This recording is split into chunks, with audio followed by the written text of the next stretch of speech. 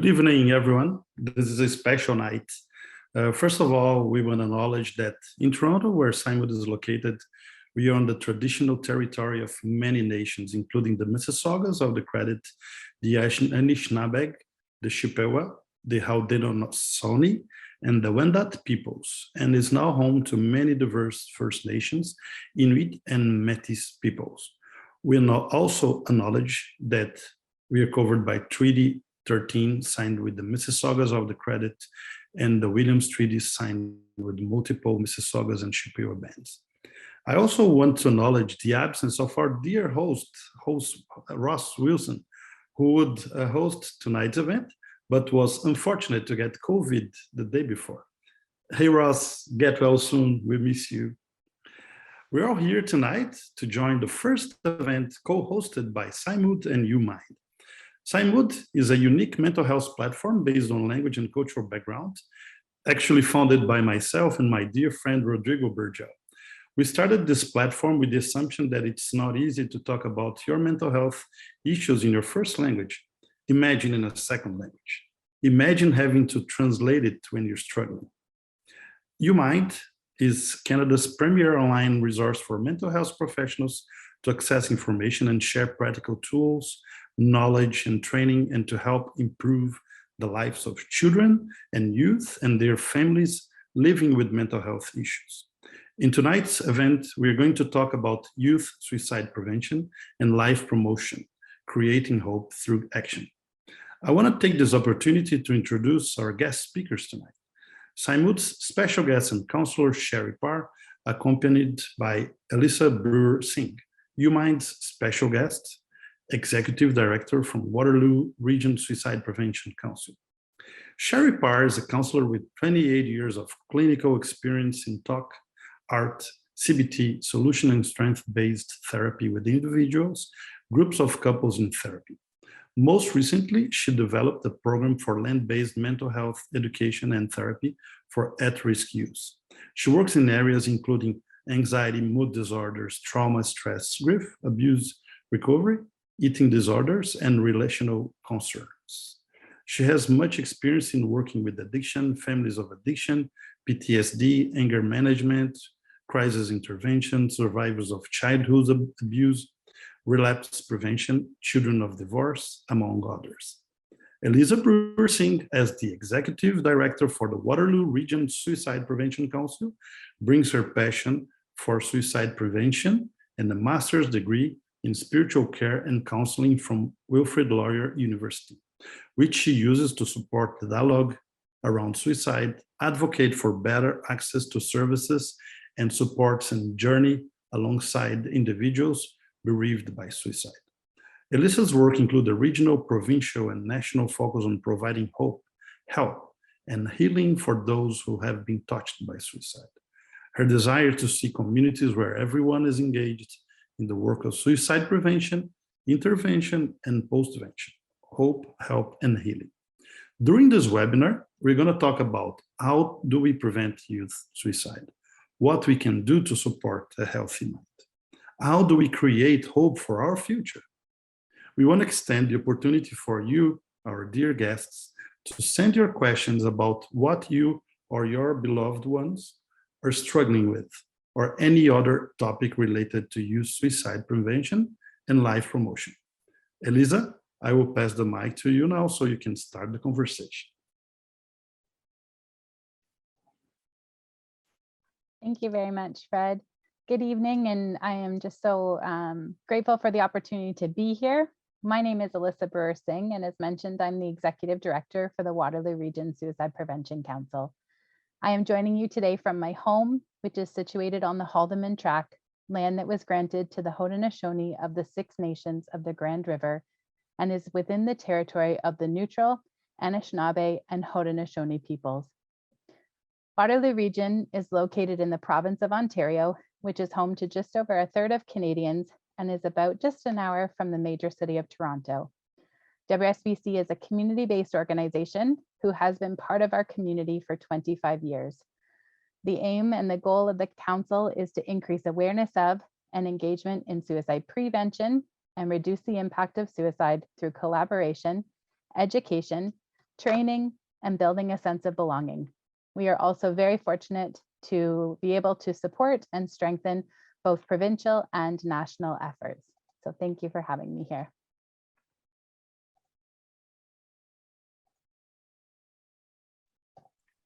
Thank you so much, Elisa. Now, please, I want to pass the mic to Sheri. Thank you and good evening. I'm honored to have been asked to speak at this venue tonight. My name is Sheri Parr. I come to you from the northern Manitoba and Saskatchewan border and our beautiful Treaty 5 territory. In the north, I work as an individual counselor for a family resource center. And we have several challenges when working with youth and their mental health issues in the north, most of which is shortage of staff, our isolation, and our very long winters and very short summers. We have several cultural hurdles, which I'm sure everyone is familiar with. And we've had to learn how to adapt to these challenges and think outside of the box. Often you'll see individuals such as myself who become not only your crisis intervention worker, but your supports while the youth are going through their mental health concerns, and also then doing the follow-up and program development to try and resolve some of these issues.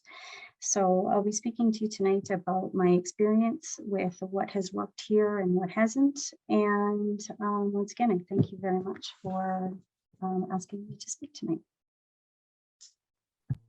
Thank you so much. Now I'm gonna call Elisa back, where she's gonna present to us some stats, and we're gonna talk about our shift in thinking to being hopeful and proactive, and some practical tools. So Elisa, the floor is yours.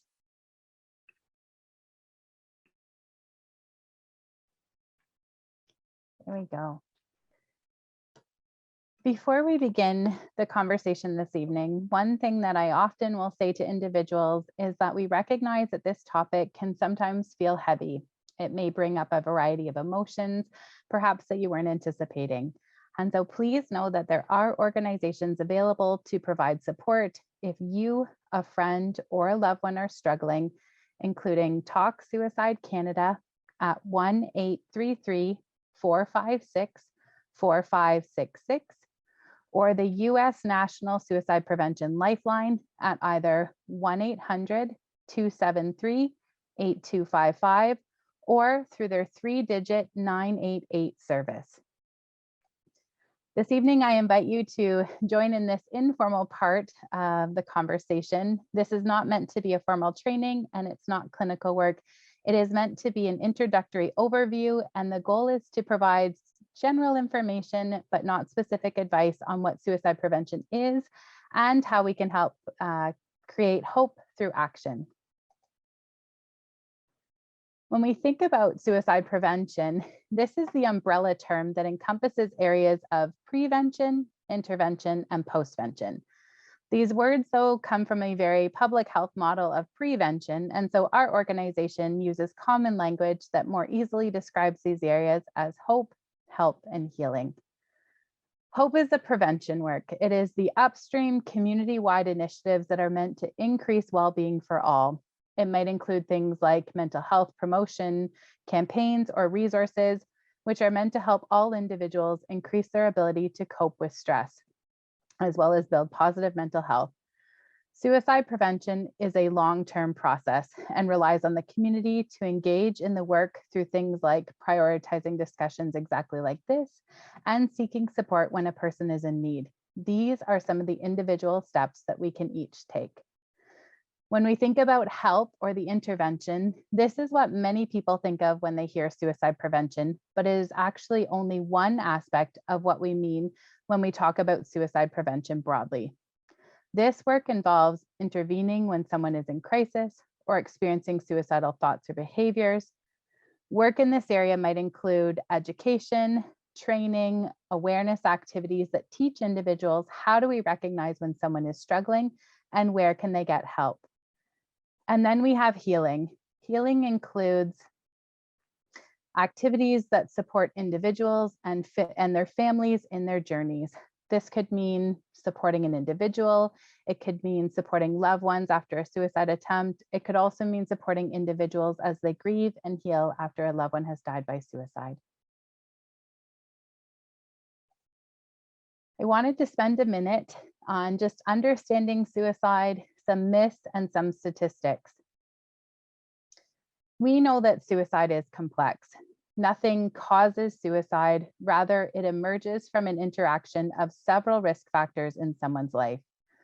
Some of the factors that relate to a person's risk for suicide may include biological factors like genetic traits that may increase a person's chance of developing a mental illness, psychological factors like feelings of worthlessness and hopelessness, social factors like the type and quality of relationships that a person has with others, and spiritual factors like a person's ethical or moral beliefs.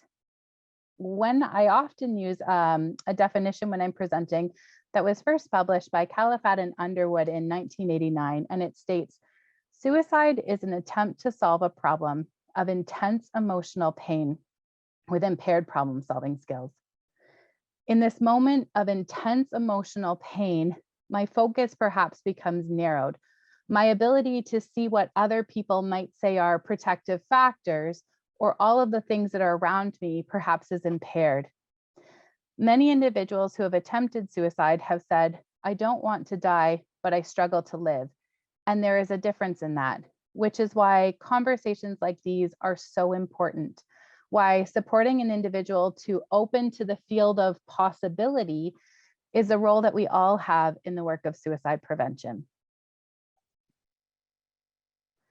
As we continue into this education session, I want to ensure that we are following language guidelines that support reducing harm and stigma. We know that stigma can be a major barrier to help seeking.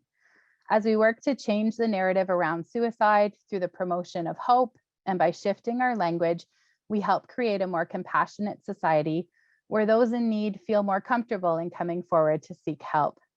And so the Public Health Agency of Canada has created a document called Language Matters. You can find that online. And within that, it talks about the importance that language about suicide is careful and factual. When we replace problematic language with neutral and respectful language, we help shift how society reacts to and understands suicide. We can make the conversation about suicide safer. In these examples, you'll see the use of people-first language. Using people-first language avoids stigmatizing words or phrases, and it emphasizes people while respecting differences and experiences rather than referring to someone's actions or conditions. Here are some examples of how our language matters. When we talk about someone who has died by suicide or a death by suicide, we use these phrases instead of the term committed suicide or completed suicide. The term committed is stigmatizing as it implies that someone is criminal or immoral or has committed an offense. Suicide is not a crime. It was decriminalized in 1972, and recent amendments to the Criminal Code of Canada refer to die by suicide rather than committed suicide. The second point on the slide just is an example of that people-first language when talking about an individual who has lost someone. So they are bereaved by suicide or they have been impacted by suicide. But I want to include a caveat here that this is really about encouraging growth and understanding. But I would never want this to hinder a conversation because someone was afraid of using an incorrect term. We have learned a lot about suicide even in the last 5 and 10 years. And so our understanding, our language will continue to shift as we further understand this complexities of suicide. And so this is partly just the more we know, the better that we can do. I wanted to touch on just 2 myths. There are certainly many myths, but 2 of the myths, and perhaps this one being one of the greatest, is that talking about suicide or asking directly if someone is thinking about suicide will put the idea in a person's head. This is perhaps one of the greatest myths, and as a result, it is often a barrier to starting these really important conversations.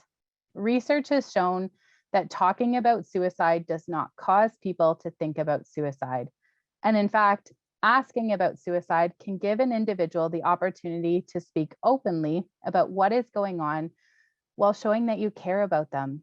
It also helps to erode stigma and promote help seeking and help offering. Another myth is that most deaths by suicide happen suddenly without warning. This can be difficult as suicidal behavior can sometimes seem impulsive, but most often there have been prior invitations for help. It's just sometimes they may be very small, even if the person thinks that it is a very large invitation for help. It can be very hard to pick up on if we don't know what to look for. And so this is why we'll spend a little bit of time talking about some of these invitations for help a little bit later.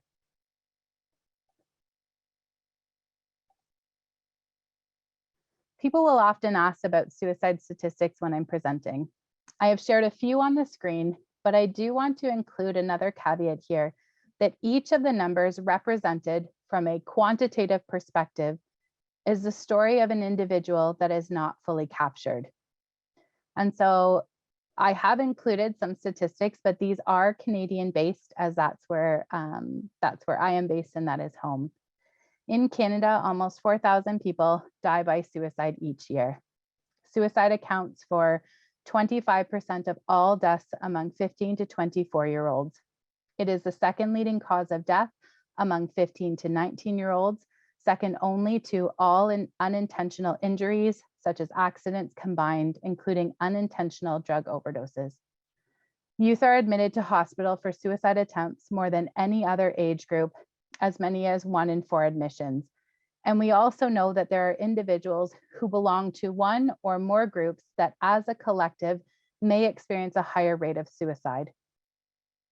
But we also know that many individuals who think about and attempt suicide do not die by suicide, which is why it is important to include messages and stories of hope that there is help and suicide can be prevented. I'm going to shift gears for a minute and talk about some risk factors. There are certain factors that we know can increase risk for suicide for some individuals. And when multiple risk factors outweigh the factors that build resiliency, there is an increased likelihood that a person may think about suicide. If we think about heart disease, for example, it helps make this clear. Risk factors for heart disease include smoking or high cholesterol. Having these factors does not mean that someone will have a heart attack right now, but rather there may be an increased chance that at some point they may have a heart attack. A few factors that may increase risk of suicide include, and these are sort of youth specific. So when we look at youth specifically, we look at things like internal stressors, things like overwhelming emotional pain, feelings of hopelessness, trauma, impulsivity, or struggles with gender identification or sexual orientation. When we look at external stressors, these might be things such as bullying, exposure to suicide, homelessness, or a recent stressful event, especially actual or perceived losses. And losses come in many forms. We often think about a loss in terms of a person, but there are so many losses that we may experience over our lifetime. It may be the loss of a relationship. It may be the loss of mobility. It may be the loss of our identity. There's also then a tendency for tunnel vision in our youth that may prevent them from being able to see past the difficulties of today and into the future. And there is also a vulnerability to what is known as suicide contagion or imitation that may put them at risk in reaction to the suicide death of a loved one, a celebrity, or a fictional character that they strongly identify with. But it's important to remember again that suicide is multi-causal and anyone can be at risk. When we talk about warning signs, we often refer to them as invitations for help. I prefer this language as that is ultimately what they are. They are an invitation to start a conversation. Recognizing warning signs or invitations for help for suicide can help us intervene to save a life. Some common warning signs that an individual who is planning to take their life may show, especially in youth, include things like significant mood changes, being really sad when they're usually happy, being really happy when they're usually down, getting angry, annoyed, or easily frustrated. We may see a change in usual behavior patterns, marked changes, things like a withdrawal from activities that they normally really enjoyed, a withdrawal perhaps from social media, changes in sleep patterns. We may hear conversations or statements that indicate hopelessness, psychological pain, feelings of worthlessness, or being a burden. We may also see things like risk-taking or spontaneous behavior that appears out of the normal, perhaps wanting to run away or drinking more alcohol or consuming more drugs than perhaps usual. But if we shift and think about creating hope through action, what does this mean? This year's theme for World Suicide Prevention Day was creating hope through action. And the International Association for Suicide Prevention, who are the ones to determine the theme each year since its inception in 2003, provided this context for the theme. By encouraging understanding and reaching in and sharing experiences, we want to give people the confidence to take action. To prevent suicide requires us to become a beacon of light to those in pain. You can be the light. Creating hope through action was really created as a reminder that our actions, no matter how big or small, may provide hope to those who are struggling. Suicide can be prevented, and you are a key player in its prevention. Through action, you can make a difference to someone in their darkest moments.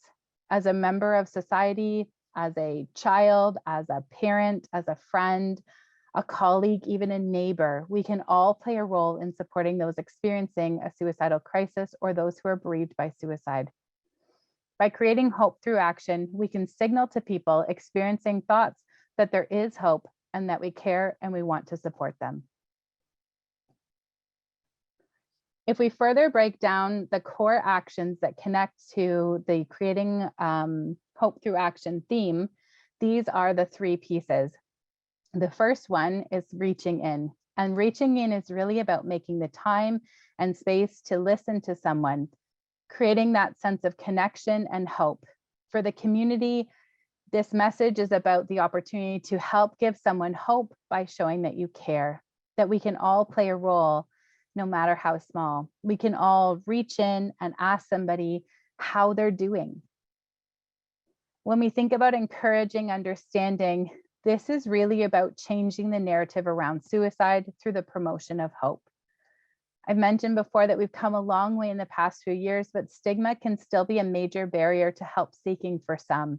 And so through changing the narrative, we can create a more compassionate society where individuals who are in need may feel more comfortable in coming forward to seek help. And this is why having the voices of individuals with lived and living experience is so very important. And then there is sharing experiences. The insight, the stories of people with lived experience of suicide can be extremely powerful in helping others to understand suicide better, but also encouraging people to reach in to support someone. It is really important, though, that the person that is sharing their story knows how to do so in a way that is safe for them, as well as those who hear the story. In my last little bit of time, I wanted to share a little bit about creating hope through action from the First Nations Mental Wellness Continuum Framework. The First Nations Mental Wellness Continuum Framework is a national framework that addresses mental wellness among First Nations in Canada. It identifies ways to enhance service coordination among various systems and supports culturally safe delivery of services. The framework was developed through collaboration between the Assembly of First Nations, Health Canada's First Nation and Inuit Health Branch, the National Native Addiction Partnership Foundation, the Native Mental Health Association, and other community mental health leaders, and is available through the Thunderbird Partnership Foundation. As you can see, this is a very complex framework that looks at all of the elements of a person's life and their community life as well.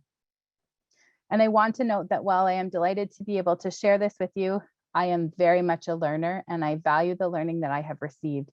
If you would like more information about the depth of the framework, the concepts behind it, and the application of it, please visit the Thunderbird Partnership Foundation.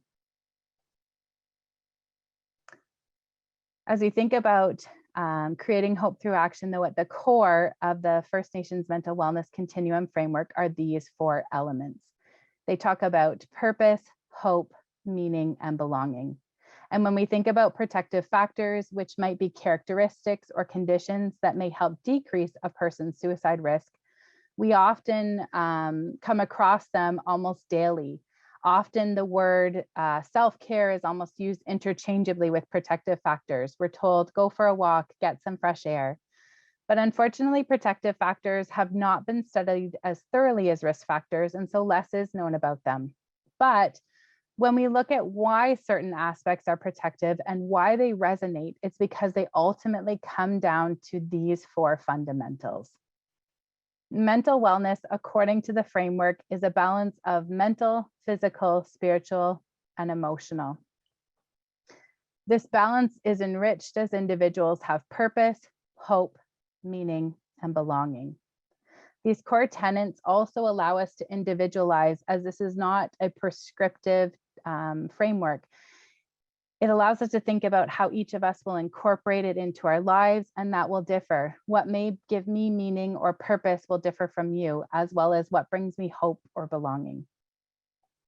And so very quickly, just talking about those 4 tenets, hope drives optimism about tomorrow, of the future, of individuals, and of families inseparably.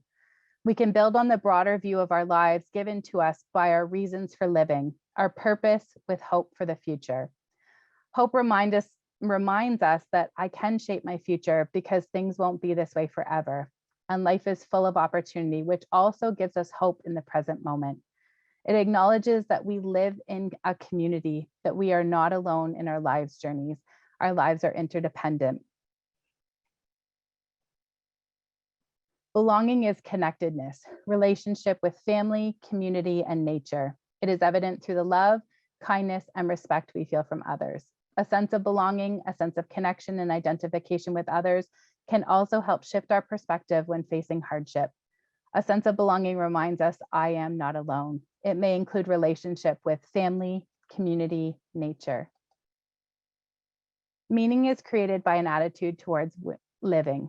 Like purpose, it reminds us that our lives are worth living no matter what, because life isn't just about day-to-day routines that we create for ourselves, but instead about something deeper. Meaning is an overarching concept created by an attitude towards living and living for something bigger than ourselves. And finally, purpose.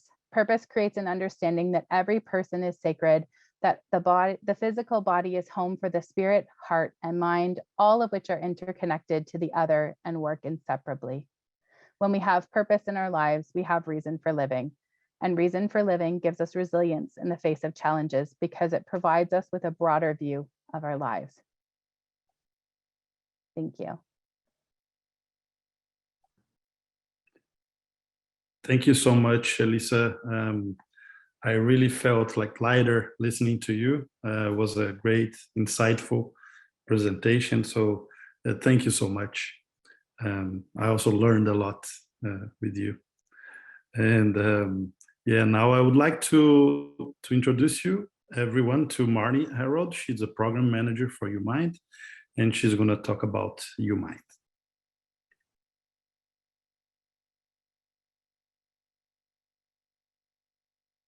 I'll just quick give a little introduction to UMind before we hand things over to Sheri.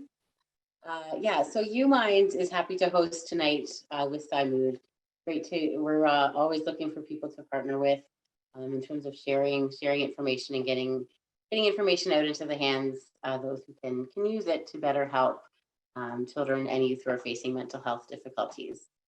So UMind was created almost 10 years ago, actually, developed as a solution for professionals who are working with youth and spending way too much time looking for tools and resources, leaving less time to spend in interactive service with youth that they were working with.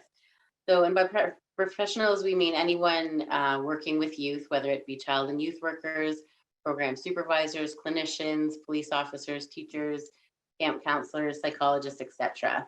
We also learned that there was limited sharing of resources and experiences and better practices, which resulted in interventions being inconsistent across Canada and the world, especially for those in more rural areas where organizations might be smaller and have less resources to draw on.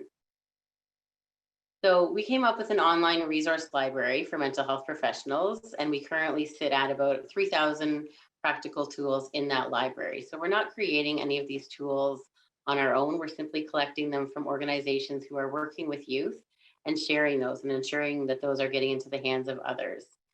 So basically, anyone working with youth can sign up at umind.ca and have access to this resource library that can be searched based on topic area. It can be searched based on the type of document. So if you're looking for training videos, you can search the library based on training videos and pull together a training program for your staff or your team.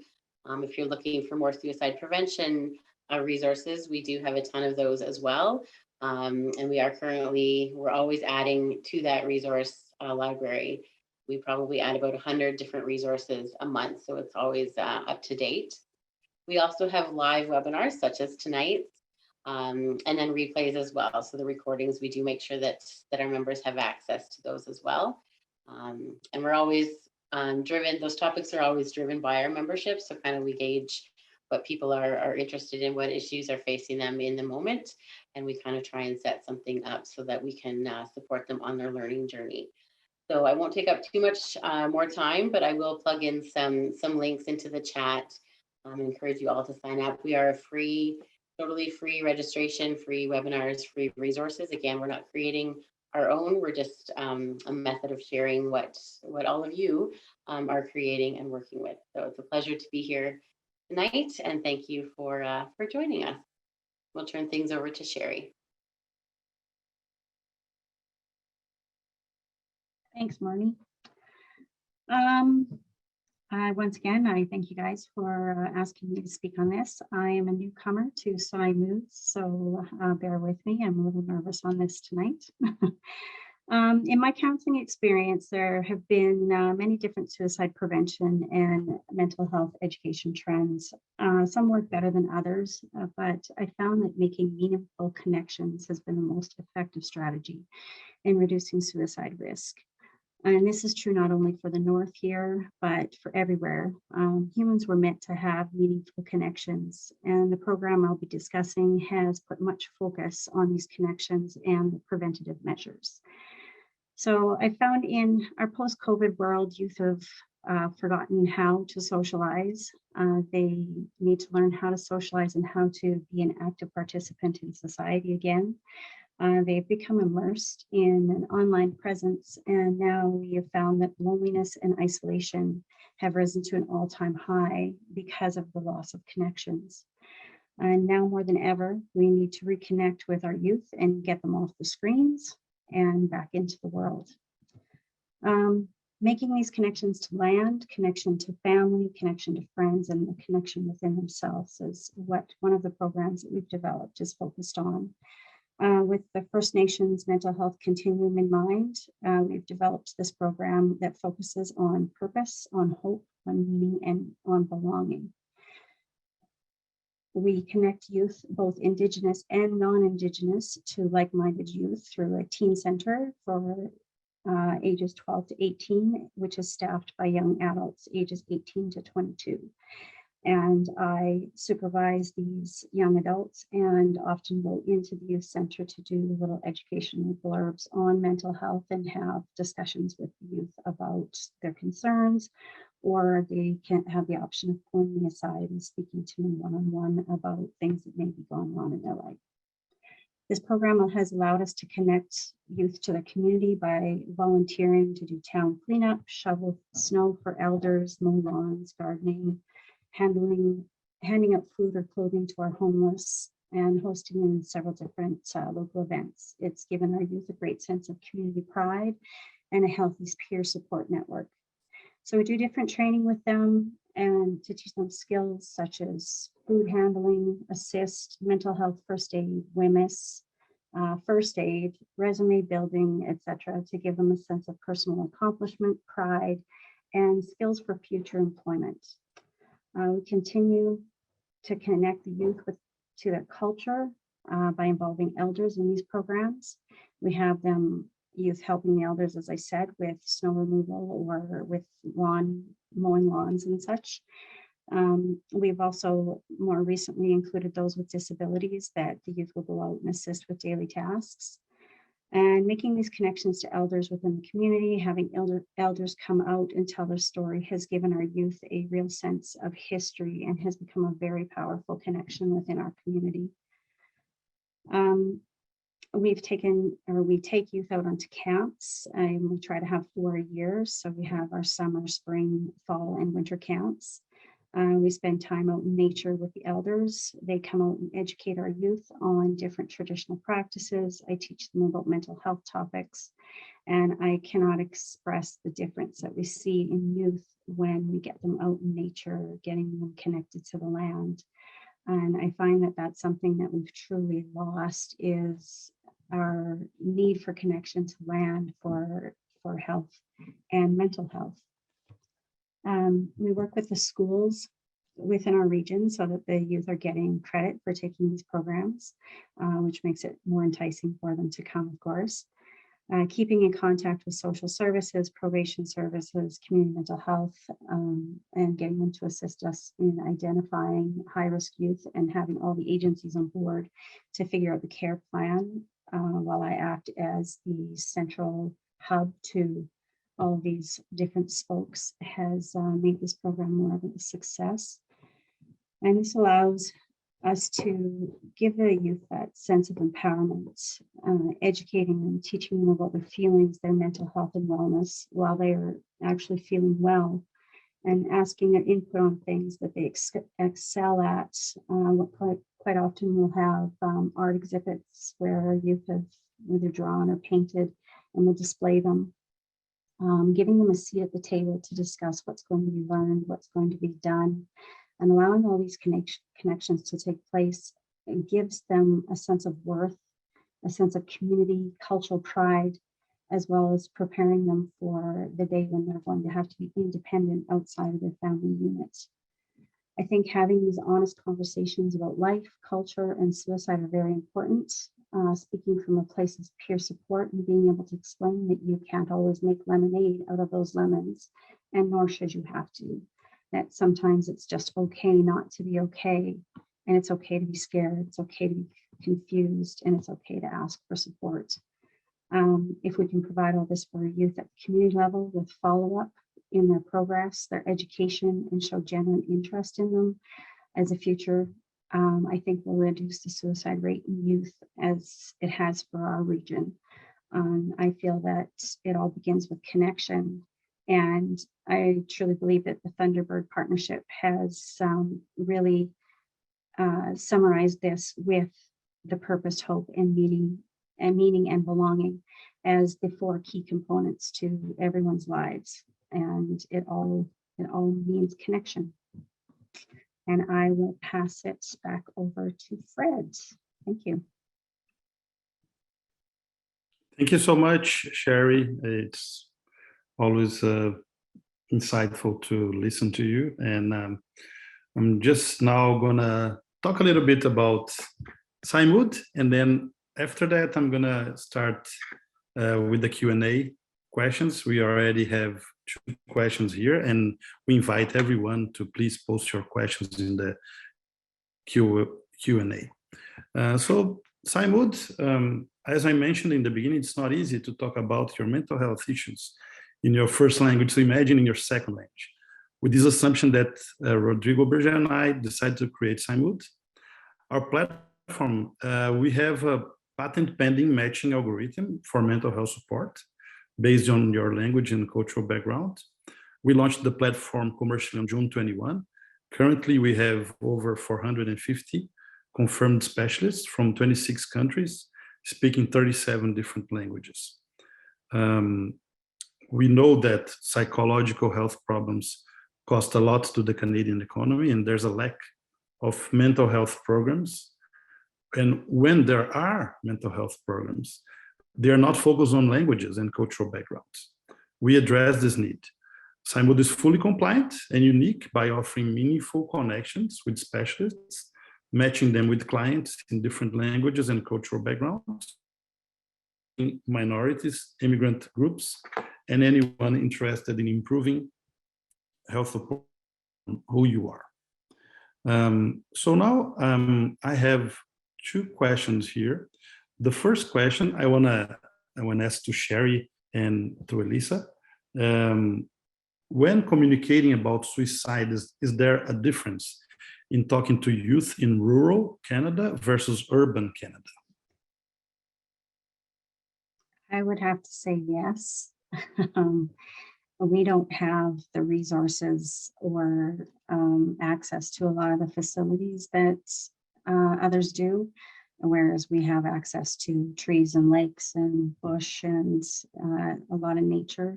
We find that we need to talk to them more about things that are more applicable to our area. Thank you. I think to dovetail off of that, it really, if you go back to the tenets and the core tenets, some of the buckets, if you will, very much would be similar, but it's the way in which the youth would fill some of those buckets. And as Sheri mentioned, it might be more focused in on nature and connecting and versus perhaps in some of the more metropolitan type centers that might be connecting in with some of the programming or resources that would be available through some of the agencies. But it really does come down to some of the core tenet pieces on how do we help fill some of those meaningful buckets. Awesome. The next question is, what sort of things we can do with the youth to connect them with the land? With us, like we've gone these camping excursions, we get people in that know how to, say, take people fishing, teach them how to set up a tent, teach them how to garden. And most recently, we just went out and taught a group of Indigenous youth how to pick medicine and pick berries, how to preserve the berries, and discussing the importance of all of these different things that they're doing and the connection with the Indigenous culture, and not necessarily just with Indigenous culture, with the land, period. I'm trying to think of our winter camp. We taught them how to snowshoe. We went ice fishing. If you don't like cold weather, I wouldn't recommend that one. So just anything to get them out and educating them about the land, gardening and having them get their hands dirty. I found not just for youth, but for the elders, it's very important for mental well-being. So and I guess it would all depend on the area you're in, because I'm in northern Canada, where the fishing and hunting and everything, whereas you might be in the south to connect with the land. It might be gardening, it might be different kind of medicine preservation, different kind of land-based. It just would all depend on where you are. Lisa? Yeah, I'm not sure I would have much to offer in addition to that. I think Sheri captured it very well. It's just encouraging and finding ways to use your surroundings and engage with sort of what is available to you, which is really important. Awesome. So now I'm going to start with the question to Elisa. If a community is looking to start some suicide prevention work, what are some key things to keep in mind so that we aren't working in silos, as we know, and hear how important collaboration is? Yeah, there's certainly a number of things, but there would be a couple, I think, learnings that I think perhaps we would be able to share. And some of that really comes back to sustainability. How do we build in programming that will be available for the long term, not just for a 1-year portion or for even just a session? How do we really focus in on building that sustainability, which is so key as we get individuals that engage in the programming? We want to make sure that it is available and continues to be available.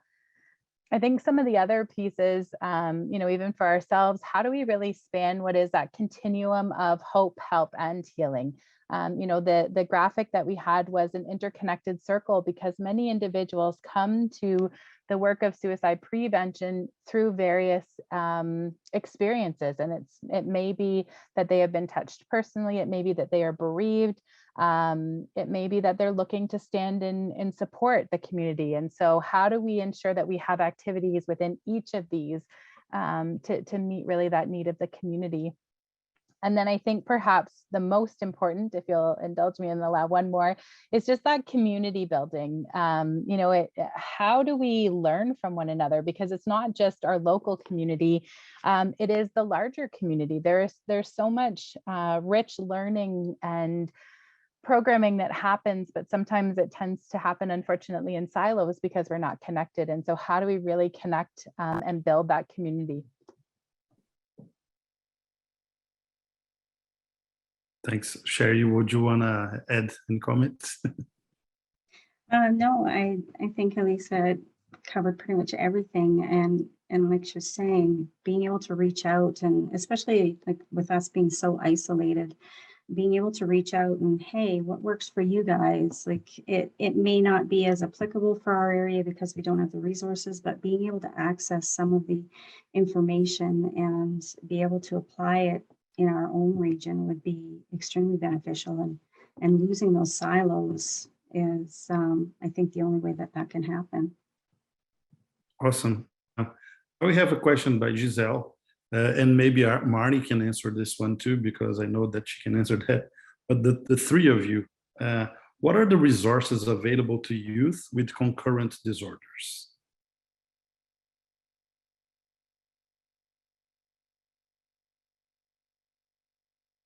I don't know if maybe Marnie wants to answer this one, or yeah. Sorry. Yeah, in terms of working with youth with concurrent disorders, I would encourage you to check out the UMind site and just type that into the keywords. So again, our UMind site has resources for people who work with youth. It's not, we wouldn't encourage youth to go to our site themselves. We do vet anyone who's registering for that. Yeah, in terms of other resources, I would say connect with your local mental health service providers, and a quick Google of that will give you the local numbers wherever you're calling in from or you're joining in from today. But definitely those would be two starting points for sure. Thank you so much, Marnie. And now a question to Sheri and Lisa. Over your years in this work, what are your most memorable, valuable aha moments that you had during these years?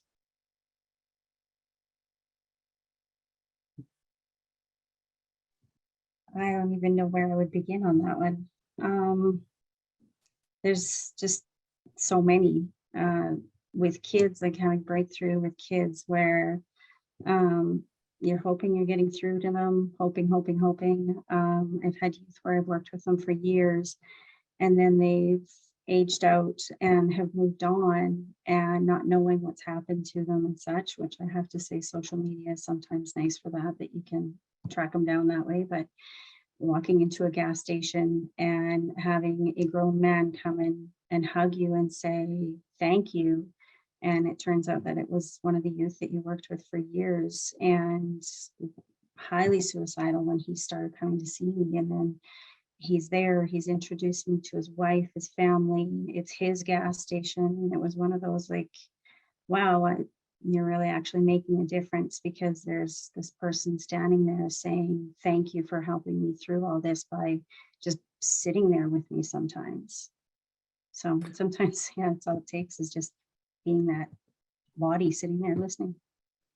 Yeah, that's beautiful. And Elisa, maybe sharing like a story of like someone that you thought there was no light ahead, and you found something amazing happen and you were part of it. So please share any aha moments that you feel like sharing. Yeah, I think there's a couple. I mean, when I think about you specifically, I go back to the need for, like, it is that whole community approach again. So very often when we work with youth and we work with their families, and, you know, the families will say, I've been saying all of these things, but sometimes it just takes someone saying it a little bit differently in a way that is actually the aha moment for them. And so we've been using some really great tools. There's one that Kids Help Phone has developed called the Wheel of Wellbeing, and it focuses in on sort of like, how do we build the pie for our lives? How do we, you know, most robustly build that seatbelt? And so I think the really encouraging moments are when the youth take ownership of that, because again, it's not a tool that I stand up and say, this is what works best for me, so it will work exactly the same for you. It's them identifying which parts of the pie are meaningful, which parts fill their buckets. And so, you know, when we ask them, how do we manage physical activity? Who are some of the relationships that we would connect in? The aha moments come when they take ownership of that, when they really start to think about that. I think another piece, and this is again just a really cool tool, is there's something called the feelings wheel. And it's intended to help us build emotional literacy. You can actually find it on our website, but it's available through many different resources. But the aha moments, when you start to think about, how do we build our language outside of the primary emotions, and then why do we do that? So very often we think about being happy or sad or mad, but when we start to boil it down, and I've you know, I hope my children won't mind that I'm going to share it, but I've been using this tool for so many years with them. And I remember my son just came home one day and he said, you know, Mom, I'm so frustrated because my friend made a really silly decision at school. And he was 4 at the time, right? And so that language of being able to identify not only what was happening for himself, but then we were able to problem solve. You know, so then what do we need to do in those moments? How do we avoid that frustration and perhaps that experience? And so just moments like that where they seem like such a little thing, but it can just make such a difference. So lots of really great tools available. Awesome. Yeah, we still have 3 more questions. The first one is, if I am a youth feeling low, who or what should I do, Sheri? If you're a youth feeling low, Yeah, who should I contact, or what should I do? it depends on your area and the resources available. If you have that relationship with a teacher, with anyone who you could make that connection with to just start the conversation, and somebody that you can trust that will have your best health in mind and will help you find the resources that you need. Our school has an excellent peer support program where they have individual youth that have gone through our programming and have actually taken peer support training, and they're able to be noticed in the school, so kids can go and actually reach out to those peer support and have an actual youth helping them find the resources that they need to go to. That would be the most important thing, is just finding that support in someone you trust. Awesome. Thanks. And I think this question is more for Elisa. I love promoting and supporting connection with our youth. What if you're having a hard time making this connection? What sort of tips can you suggest to adults or parents during this difficult time? I think sometimes it's going to be a bit of persistency, and being I think I just mixed 2 words together, being persistent and having consistency. There we go. I just made up my own new word there. But I really think it is, you know, certainly our youth, and I think Sheri mentioned this a little bit, they're learning how to redo relationships and being able to communicate, and they've been such a part of a virtual world.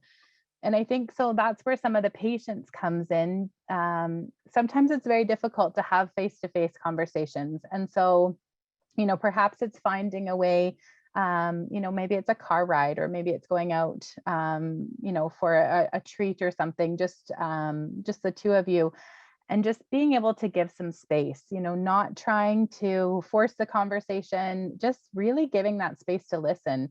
You know, our youth do eventually open up. It sometimes just takes some time, which I know can be difficult, but really just allowing some of that space. and continuing to check in, allowing them, to know that you are a safe space to have conversations if they need to. Awesome. Thank you so much. And this last question is for both of you.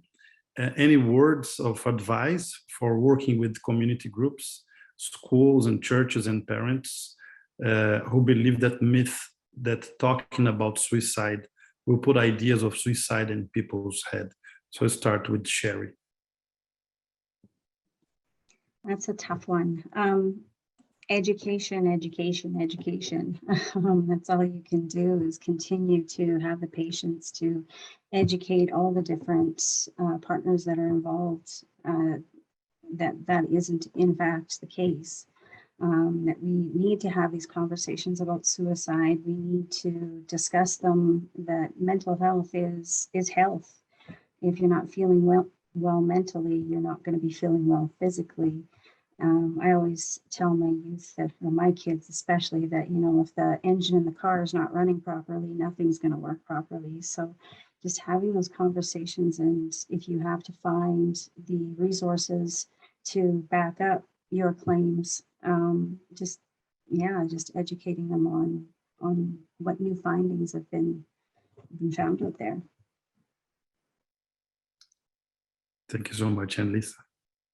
I think it's also really important to find some of those champions, especially when you're working with specific populations. If you can find, someone that can help champion that message, it sometimes is more easily received or better received, perhaps because it's someone that belongs to that community. But I agree with Sheri that it is really about continuing to help provide that education. It's encouraging people to think about, where do we need to continue these conversations, because these conversations don't just happen, in one place. They need to happen in the workplace because we spend so many hours there. They need to happen in schools because our youth spend so many hours there. They need to happen on the sports field or the grocery store or at the gym. And so again, just really encouraging that dialogue as much as we can, anywhere we can. Well, that was an amazing, inspiring night. I couldn't thank you more, Elisa, Sheri, Marnie, everyone at Team UMind and PsyMood. And to show our appreciation, we are offering a free 15 minutes intake session for anyone who wants to meet therapists before scheduling the first paid session. And we are also going to give a 10% discount on the first paid session. The promo code is PSY10, PSY10. So you just have to go to our website to schedule a session, PsyMood.com, PSYMood.com.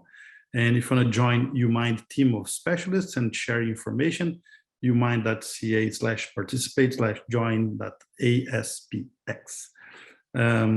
So I want to thank everyone. We'll be sharing some good insights from our panelists via email to everyone. We appreciate the time you spent with us, with this beautiful content our specialists created for you for this event. And yeah, thank you so much for everything. And yes, I hope you have a great rest of the evening, and also a great days ahead. Lots of light. Thank you so much.